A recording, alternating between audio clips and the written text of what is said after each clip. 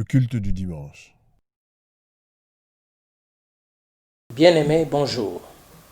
Aujourd'hui, nous rendons grâce au Seigneur qui nous réveille, qui nous donne le souffle de vie, qui permet que nous puissions encore une fois venir ce matin dans vos maisons. Merci de nous accepter dans vos salons au travers de vos écrans téléviseurs, de vos tablettes, de vos téléphones. Nous allons partager la parole de Dieu ce matin, mais nous voulons avant cela nous recueillir et recommander ce moment entre les mains du Seigneur. Prions. Père Céleste, nous venons te dire merci, te rendre grâce, parce que toi tu es Dieu, maître des temps et des circonstances. Toi qui connais le passé, le présent et le futur, tu connais le futur de chacun de nous, ô Dieu de gloire. Il y a un futur de l'Église que tu as déjà, ô Dieu, brossé au travers des Écritures. Mais ici sur la terre, Seigneur, nous avons, ô Dieu, un parcours à faire et tu veux réellement donner du succès à ce parcours. C'est pour cela, ô Dieu Tout-Puissant, tu nous as mis à cœur de parler sur ces sujets, la foi pour les exploits. Je voudrais, Éternel, qu'au travers de la parole de ce matin, que mon frère et ma sœur saisissent comment sa foi peut faire des exploits dans des domaines bien précis de sa vie. Nous te recommandons, ô Dieu de gloire, l'écoute et nous voulons que par les vertus du Saint-Esprit, que tu fasses un travail en nous, que tu réformes nos pensées, afin que ta volonté s'accomplisse dans nos vies et que ton nom soit glorifié. Merci Éternel, c'est au nom de Jésus que nous avons ainsi prié. Amen. Mes bien-aimés, ce matin, encore une fois, nous allons parler sur la foi pour les exploits. Ça fera plus de 2 semaines que nous parlons sur ces sujets, la foi pour les exploits.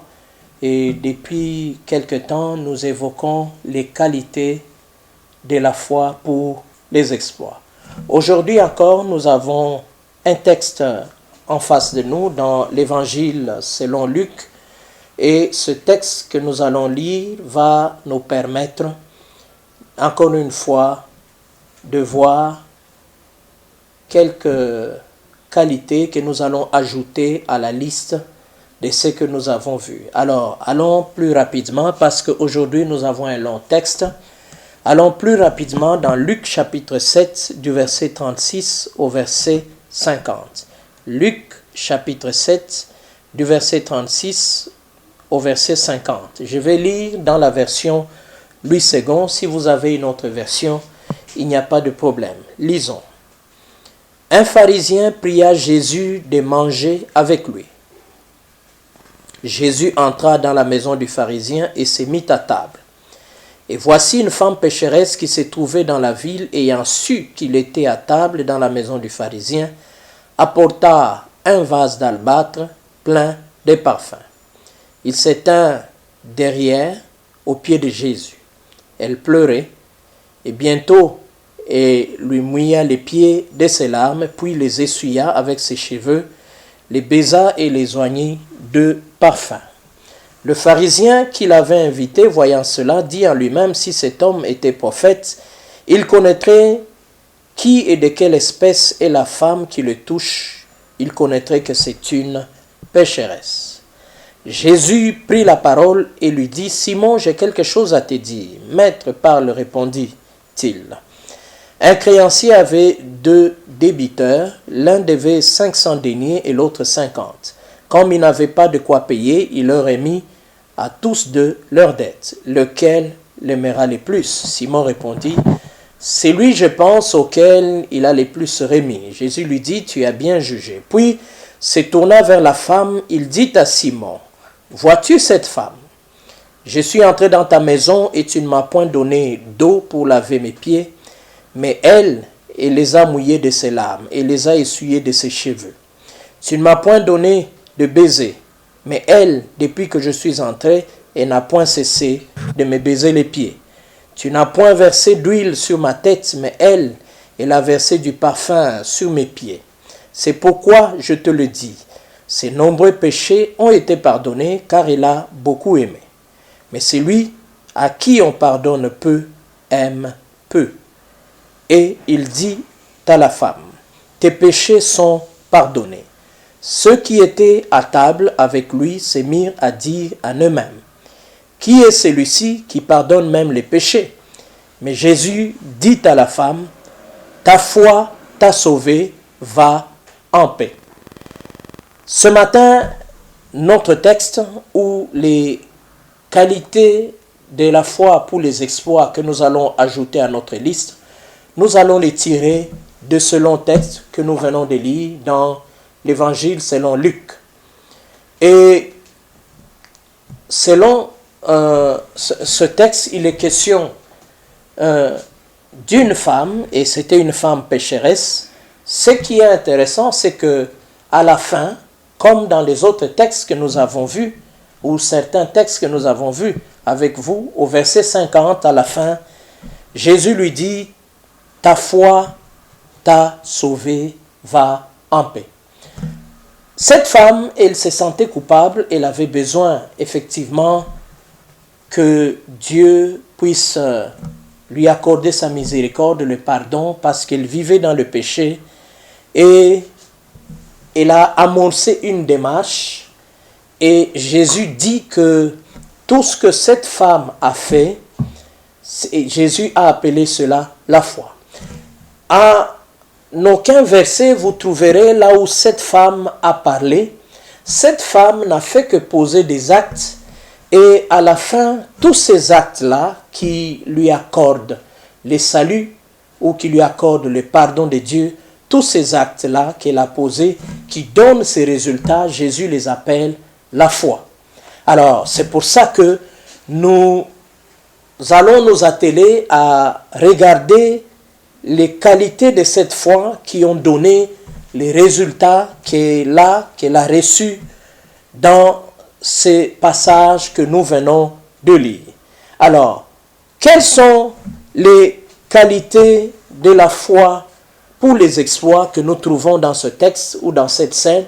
Il y en a au moins 4 que nous allons encore une fois ajouter à notre longue liste que nous avons déjà jusque-là. Et les 4 qualités, nous allons les voir une à une et nous reviendrons chaque fois sur des versets clés qui nous donnent ces qualités-là. Première qualité que nous voyons, la foi pour les exploits, c'est une foi qui transcende les opinions négatives. Cette femme, la Bible dit, lorsque vous lisez, ou nous lisons tous ensemble à partir du verset 37, la Bible dit déjà que Jésus ce jour-là était invité par un pharisien.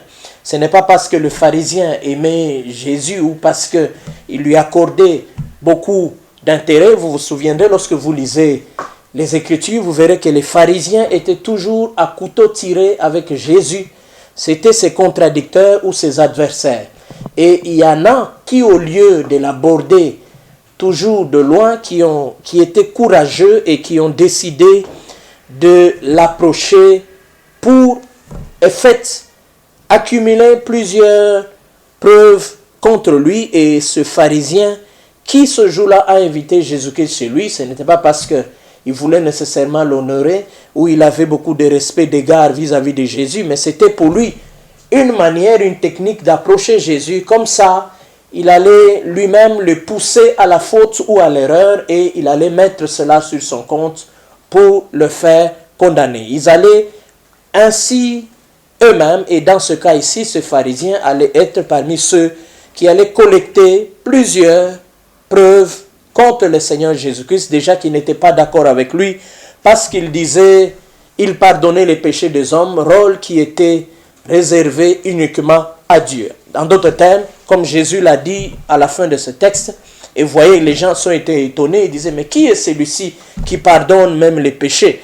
Donc, ce n'était pas la première fois que Jésus l'avait dit, et les pharisiens avaient quelque chose contre lui pour ce genre de choses. Il se faisait passer pour Dieu. Et celui-ci invite le Seigneur Jésus-Christ ce jour-là, et Jésus se retrouve chez lui. Et à cette époque, lorsqu'on invitait quelqu'un à qui on donnait beaucoup d'honneur, on organisait un festin, le repas dans sa maison, ça pouvait être dans la salle principale ou dans une cour intérieure, on pouvait avoir une terrasse ou une sorte de patio à l'intérieur. Et c'est là qu'on pouvait dresser la table et recevoir les invités. Et toutes les portes étaient restées ouvertes pour que ceux qui ne pouvaient pas être au centre de la pièce ou là où s'est déroulé le repas pouvaient ne fût-ce qu'écouter la conversation, parce que le pharisien pouvait recevoir même un rabbi avec qui il pouvait discuter sur certains sujets à caractère théologique. Et ce jour-là, Jésus se trouvait au fait dans la maison de ces pharisiens et qui avait invité Jésus effectivement pour, je crois, discuter avec lui sur certaines questions religieuses ou théologiques. Alors, c'est ainsi que cette femme, ce jour-là, avait aussi entendu, avait reçu l'information selon laquelle Jésus se trouverait chez les pharisiens qui s'appelaient Simon. Et je crois que la femme connaissait l'adresse. Si elle ne connaissait pas l'adresse, elle s'était déjà informée.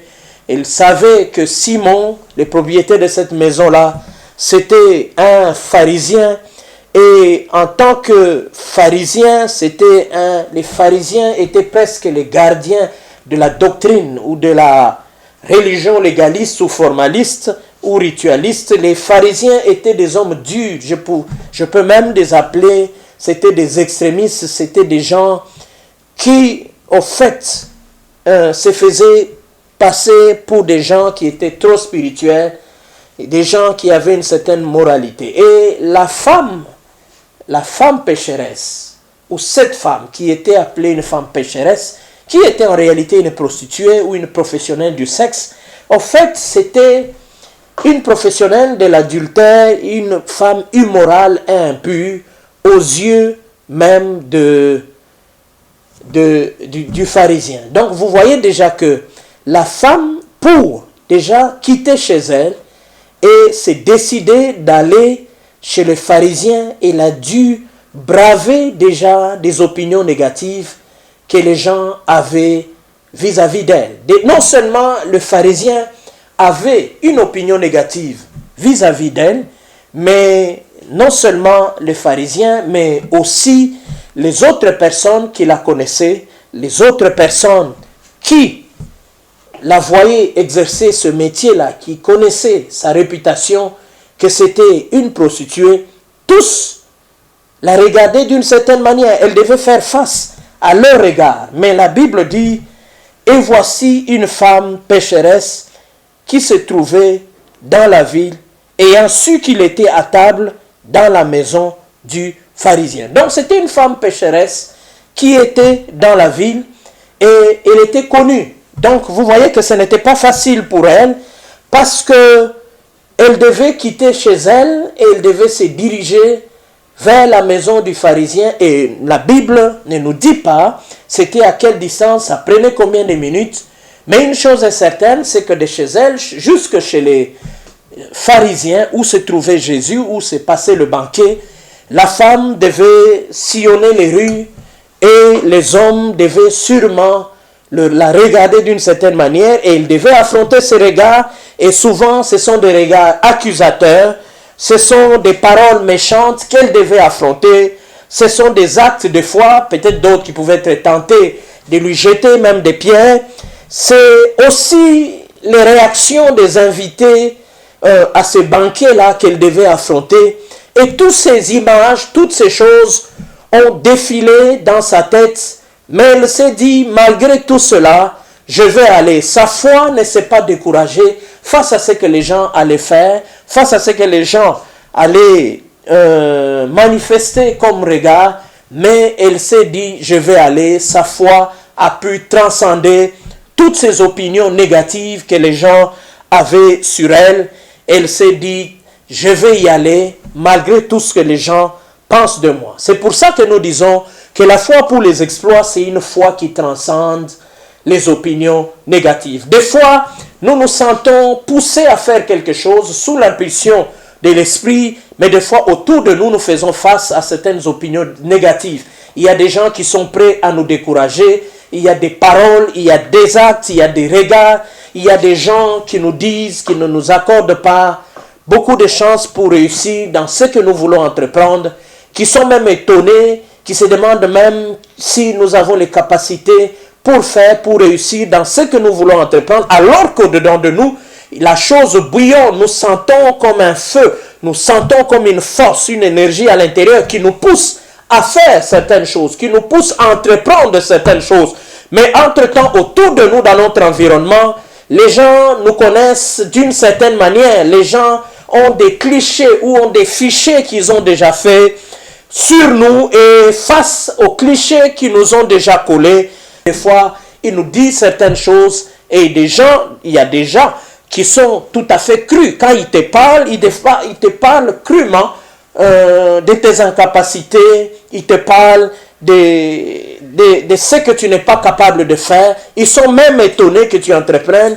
Ils te font croire même que tu passes ton temps pour rien, ça ne sert à rien d'entreprendre. Mais au-dedans de toi, tu sens qu'il faut que tu entreprennes. Alors, la foi pour les exploits, c'est une foi qui transcende toutes ces opinions-là. Les avis négatifs, la foi pour les exploits les transcende. Et en des temps comme celui-ci où tout le monde parle de la crise, tu peux être tenté d'entreprendre certaines choses, d'initier certaines choses, mais tu peux avoir des réactions contraires dans ton environnement autour de toi. J'aimerais t'encourager ce matin, comme cette femme, vas-y, fonce, quitte chez toi, quitte ta position actuelle, entreprends quelque chose, quitte la dimension où tu es maintenant, entreprends quelque chose, et Dieu qui est derrière cette action-là que tu veux amorcer te donnera du succès. La foi pour les exploits, je répète, c'est une foi qui transcende les opinions négatives. Deuxième qualité de la foi pour les exploits que nous trouvons dans ce texte, c'est qu'elle a un plan. La foi pour les exploits, c'est une foi qui a un plan. Nous voyons, la Bible dit ceci au verset 37, je lis, « Et voici une femme pécheresse qui se trouvait dans la ville, ayant su qu'il était à table dans la maison du pharisien, soulignez la phrase qui suit, apporta un vase d'albâtre plein de parfums. » Soulignez, apporta un vase d'albâtre plein de parfums. Cette femme, nous voyons que avant de quitter chez elle, elle avait déjà un plan. Sa foi n'est pas un plan, n'est pas une foi naïve ou sans intelligence. Non, sa foi, c'est une foi qui est capable de planifier. Sa foi, c'est une foi qui est intelligente. C'est pour ça que je dis aux gens, la foi ne doit pas être sans intelligence. Et nous voyons que la foi de cette femme, c'est une foi qui est intelligente parce que c'est une foi qui est capable de planifier. C'est une foi qui est capable d'avoir des alternatives. C'est une foi qui est capable de prévoir. Parce que nous voyons que lorsque elle va dans la maison du pharisien pour rencontrer le Seigneur, elle a prévu déjà un vase d'albâtre dans lequel il y avait du parfum. Donc, déjà en prenant ce vase-là dans sa maison, elle voyait déjà ce qu'elle allait en faire. Donc, c'était en prévision de ce qu'elle allait faire. Donc, il y avait un plan qu'elle avait déjà avant de quitter chez elle, parce que ce vase-là, elle ne l'a pas acheté en chemin, elle ne l'a pas ramassé en chemin, c'est un vase qu'elle avait chez elle. Et ce type de vase, ce n'est pas le vase, nous allons le voir par la suite, ce n'est pas le type de vase que tu vas ramasser dans le chemin. Non, non, non, non, non, non. Ça, c'est le type de vase qu'on a chez soi à la maison. C'est un type de vase qui constitue même un investissement. Mais elle a pris ce vase-là et elle est venue avec. Donc, en prenant ce vase, elle savait ce qu'elle allait en faire. Et elle avait un plan, en fait. C'est pour ça que nous disons que la foi pour les exploits, c'est une foi qui a un plan. Cette femme savait ou avait toutes les informations concernant le déroulement même du banquet ou du dîner auquel était invité Jésus. Elle savait par exemple que souvent lorsque on invite quelqu'un de marque, il était toujours, on le servait dans un grand salon dans la salle de banquet ou sinon dans la cour intérieure où il y avait beaucoup d'espace et ils étaient souvent au centre de la maison. Cette femme, avant de venir,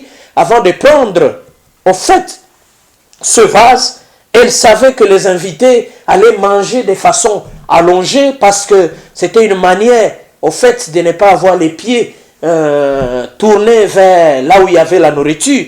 Les invités étaient allongés d'une certaine manière pour que les pieds soient à l'écart, soient un peu éloignés de la sphère, l'espace où était le repas. Elle le savait et elle avait déjà planifié que lorsqu'elle allait entrer, elle allait se jeter sur les pieds du Seigneur. Mais déjà pour se jeter, je suppose qu'elle avait déjà, elle savait à quoi ressemblait le Seigneur, ou sinon elle savait là où l'invité de Marc allait se mettre. Donc elle savait, ou elle avait déjà toutes les informations pour lui permettre d'identifier le Seigneur Jésus lorsqu'elle entrerait dans cette salle de banquet, dans cette salle de dîner. C'est comme ça que nous disons que la foi pour les exploits, c'est une foi qui a un plan. Ce n'est pas une foi sans intelligence. C'est pour ça que je dirais, mes frères, la foi pour les exploits, c'est une foi qui est capable de planifier les choses. Donc, il est possible dès maintenant aussi que vous vous sentiez poussé à planifier certaines choses par rapport à une action, par rapport à un business, par rapport à une affaire que vous voulez entreprendre, par rapport à quelque chose que vous voulez faire, par rapport même au développement de votre carrière. Vous pouvez planifier cela. Vous pouvez dire, dans 5 ans, je vais faire ceci. Dans 5 ans, je vais arriver là. La foi pour les exploits peut planifier les choses, peut déjà projeter, peut faire des projections. La foi pour les exploits peut avoir des alternatives. La foi pour les exploits peut prévoir les choses. Prévoir des choses, planifier les choses n'est pas un manque de foi. La preuve est que vous verrez que le Seigneur lui-même a planifié la destinée de l'Église et il croit que ça va s'accomplir tel que lui a planifié les choses et que rien ne peut le perturber, même pas Satan. C'est pour ça que chaque fois que même Satan s'élèvera pour perturber les planifications de Dieu, il se retrouvera subitement, par surprise, il recevra effectivement le coup du Seigneur. C'est comme ça que Satan se retrouvera des fois lié pendant 1000 ans et des fois il se retrouvera lié, jeté dans les temps de feu parce que il se réveillera, il sera là en train de perturber les plans de Dieu. Si Dieu lui-même c'est un Dieu planificateur, nous avons hérité de lui, nous avons reçu de lui par la ressemblance que nous avons cette capacité de planifier. Dieu nous a donné cette capacité de planifier. Tu peux faire une planification qui est conforme au plan de Dieu pour toi et par la foi tu crois ou par ta foi tu comprends que c'est ce que je dois faire, c'est vers cette direction que je dois aller. La foi pour les exploits, c'est une foi capable de planifier. Donc si quelqu'un te dit que planifier est un manque de foi, c'est quelqu'un qui ne connaît pas réellement c'est quoi la foi ou de quoi la foi est capable. Troisième qualité de la foi pour les exploits que nous avons dans ce texte, nous voyons qu'elle est prête à engager les moyens. La foi pour les exploits, c'est une foi qui est prête à engager les moyens. Et d'une manière générale, lorsque ces moyens sont engagés, c'est pour honorer le Seigneur. Toujours au verset 37, là où il est question, on nous dit, elle apporta un vase d'albâtre plein de parfums. Nous voyons que ce qu'elle a apporté, la Bible dit que c'est un vase d'albâtre. Et vous verrez que, restons seulement au vase, sans entrer, sans parler d'abord du parfum. Lorsqu'on dit qu'il s'agit d'un vase d'albâtre, en fait, le vase lui-même, c'est un contenant ou c'est un conditionnement. Et ce conditionnement était dans une matière qui était de la famille des marbres. Et le marbre fait partie des pierres dans la construction et même dans la fabrication de certains objets. Le marbre fait partie de ce qu'on peut appeler des matériaux nobles. C'est une matière qui est noble. Parmi les pierres, les marbres servaient à faire des choses de grande valeur, servaient à faire des choses de luxe. Et le marbre dans cette période était extrait en Égypte. C'est de là que venaient des marbres. Le marbre coûtait très cher. Déjà, le contenant lui-même ou le conditionnement lui-même de ce vase, c'est quelque chose qui coûtait très cher. Donc, pour elle, pour une prostituée comme elle, une professionnelle du sexe comme elle, donc cela a dû lui coûter beaucoup d'argent pour acheter ce parfum-là. Déjà, le vase lui-même te donne une idée sur la valeur déjà de ce parfum-là. Parce que le contenant lui-même ou le conditionnement lui-même coûtait déjà très cher. Donc vous voyez, c'est pour ça que nous disons que la foi pour les exploits, c'est une foi qui est prête à engager des moyens. Et elle a engagé beaucoup de moyens. Elle a engagé un vase d'albâtre, quelque chose qui coûtait très cher, quelque chose qu'elle pouvait même revendre pour autre chose. Mais nous voyons que elle-même s'est engagée effectivement à prendre cela et à aller avec cela auprès du Seigneur, avec tous les risques que cela ne tombe, que cela ne se casse, mais c'est dit non, pour le Seigneur, j'amène cela. Donc le parfum aussi qui était dans ce vase-là était un parfum plutôt très honoreux, et le Seigneur Jésus-Christ ne savait pas que cette femme allait débarquer avec cela, mais la Bible dit que la femme a pris ce parfum-là qui était cher, qui était plus cher que l'huile d'olive. Cette femme est partie avec, et cela, c'est ce qu'elle a prévu d'utiliser pour honorer le Seigneur. L'huile d'olive que les gens avaient l'habitude d'utiliser coûtait moins cher que le parfum, mais elle, et au lieu de prévoir de l'huile, elle pouvait l'avoir à n'importe quel prix, et je suppose qu'elle en avait dans sa maison, mais elle a choisi de prendre ce parfum qui se trouvait dans ce vase d'albâtre pour aller avec voir le Seigneur. Quatrième qualité de la foi pour les exploits que nous avons dans ce texte, nous voyons que la foi pour les exploits fait des sacrifices. C'est une foi qui fait des sacrifices. Et le sacrifice suprême que quelqu'un peut faire, c'est le don de soi. Et nous remarquons que cette femme, lorsque elle arrive dans la maison du pharisien, elle s'épanche vers le Seigneur Jésus. Et le but, lorsqu'elle avait pris son vase, lorsqu'elle avait pris ce vase-là, le but était d'aller oindre Jésus. De oindre la tête, c'est parce que c'est la tête, sur la tête qu'on appliquait l'huile. Et dans son cas, elle prévoyait d'appliquer son parfum sur la tête de Jésus. Mais lorsqu'elle se penche sur les pieds de Jésus, elle se rend compte qu'effectivement, les pieds de Jésus sont sales. En réalité, ça veut dire que le pharisien qui devait honorer Jésus, qui devait lui donner de l'eau pour se laver les pieds ou trouver quelqu'un pour lui laver les pieds, cela n'a pas été fait. Et la femme s'est rendue compte que Jésus n'a pas été honoré dans cette maison alors que c'est lui l'invité principal. Ici, ce fait nous prouve encore une fois que le pharisien, quand bien même il a invité Jésus, c'est pas parce qu'il avait beaucoup d'égards vis-à-vis de Jésus, non. Ce n'est pas parce qu'il avait du respect, non. Le but était de l'approcher. Il y a des ennemis de foi qui vous approchent pour bien vous abattre. Et c'était ça le but de ces pharisiens, parce que même les moindres choses qu'on faisait à l'égard de ces invités de Marc, il ne les a pas faites. Et c'est ainsi que la femme est étonnée de voir que Jésus, qui est l'invité de Marc, n'a pas été honoré par son hôte.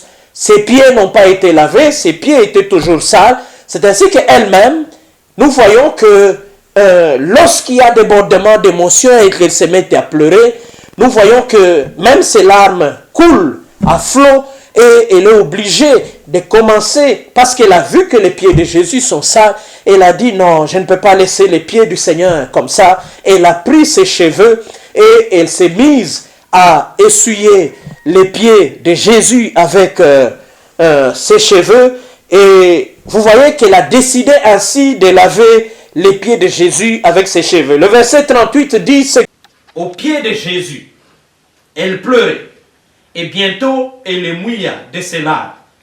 Puis les essuya avec ses cheveux, les baisa et les oignit de parfum.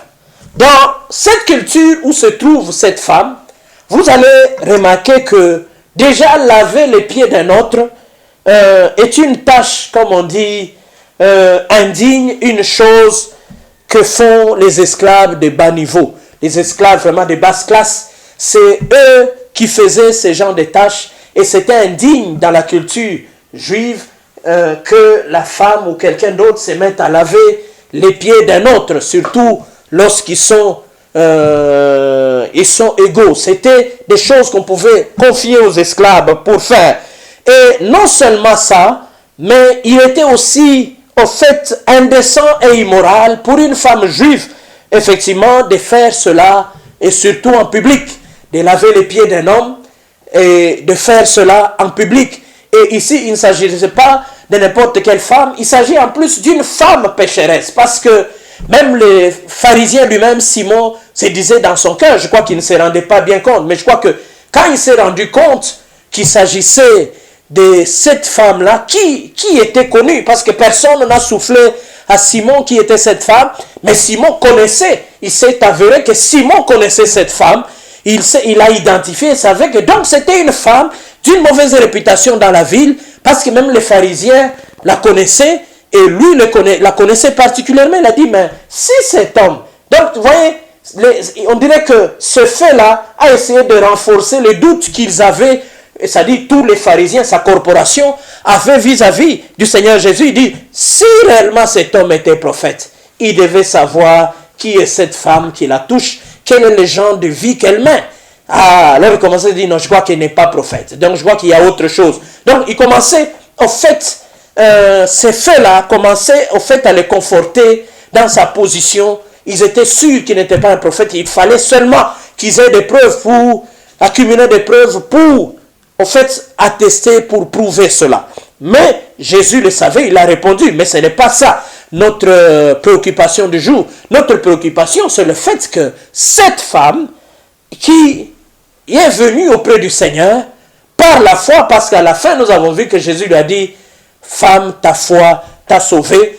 Mais Jésus, nous voyons qu'il n'a parlé nulle part, il a posé des actes, et parmi les actes qu'il a posés, nous voyons qu'il est venu laver les pieds du Seigneur. Donc sa foi l'a poussé à faire cet acte-là, et il ne s'est pas limité à laver les pieds, mais il les a essuyés, et il ne les a pas essuyés avec n'importe quoi, pas avec sa robe, pas avec sa tunique plutôt, mais nous voyons qu'il les a essuyés avec ses cheveux. Elle pouvait essuyer Jésus avec son foulard, et pouvait essuyer Jésus avec sa tunique, une partie de sa tunique, mais elle ne l'a pas fait. Elle a estimé que Jésus méritait plus que ça.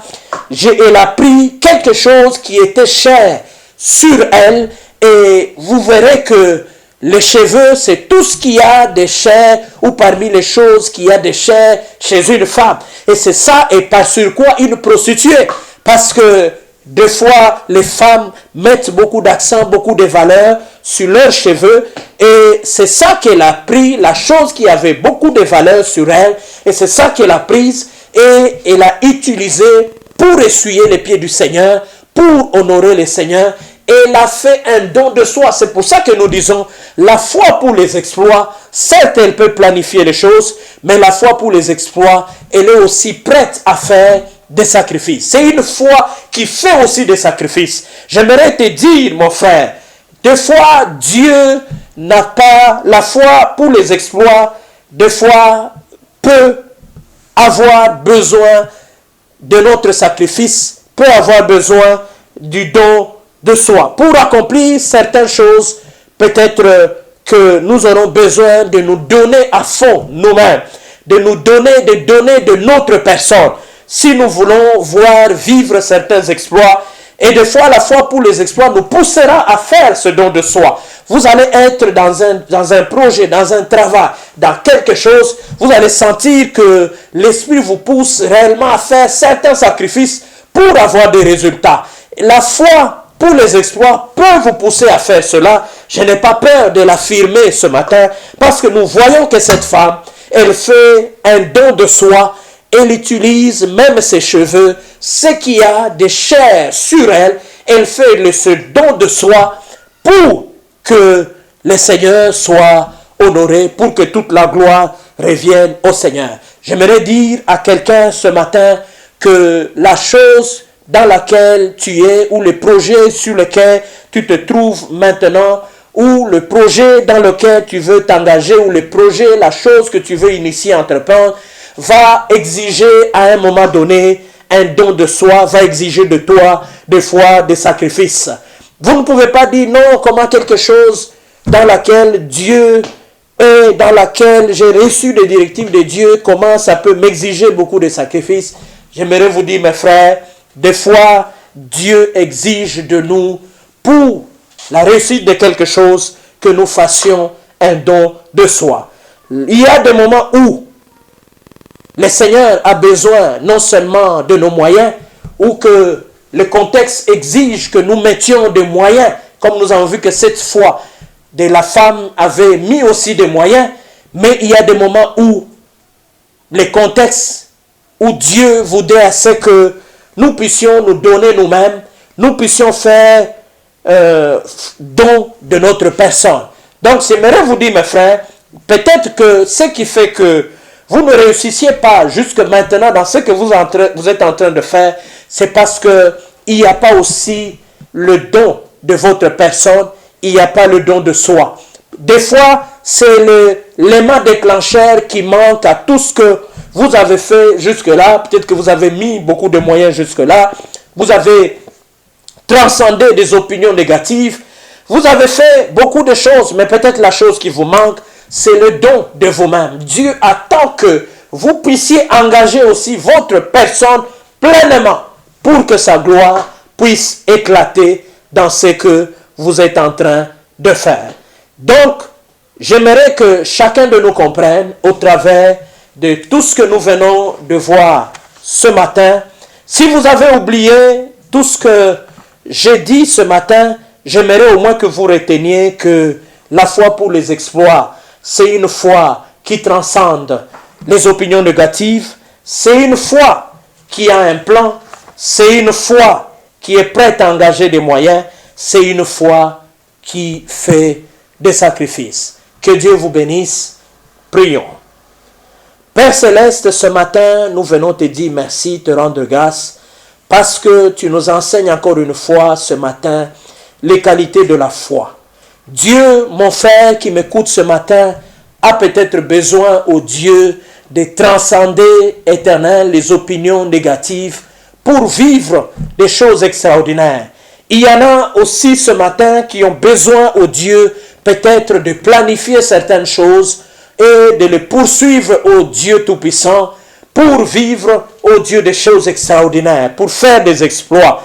Il y en a aussi, éternel, qui ont seulement besoin d'engager des moyens. Ils ont des moyens, mais qui hésitent à les engager. La foi pour les exploits, c'est une foi qui est prête à engager les moyens. Aide-le, au Dieu, à engager les moyens. Il y en a qui ont besoin d'engager, au Dieu, d'engager leur personne, de faire des sacrifices. Je te prie, au Dieu, que tu aides mon frère et ma soeur à comprendre cela et à faire des sacrifices. Merci, au Dieu, pour le succès que tu donnes à mon frère et à ma soeur dans tout ce qu'il entreprend. Merci pour la victoire. Merci pour les exploits que tu permets à mon frère et à ma soeur d'accomplir, au Dieu de gloire, et cela pour ta seule gloire. Nous te disons merci, nous te rendons grâce. C'est au nom de Jésus que nous avons ainsi prié. Amen.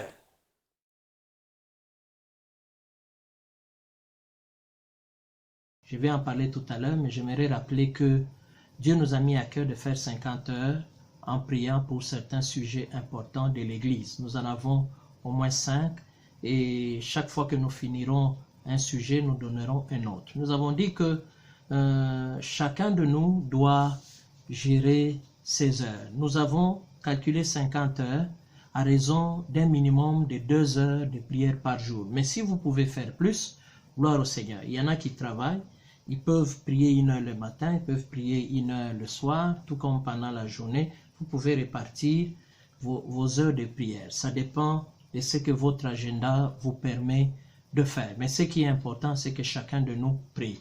Alors, si chacun de nous prie au moins 2 heures de prière par jour, au plus tard au 31 février, c'est-à-dire à la fin du mois, nous aurons totalisé au moins 50 heures de prière. Mais il y en a qui peuvent le faire et finir avant. Cela dépend de votre emploi du temps. Et nous insistons, l'essentiel est que chacun de nous prie.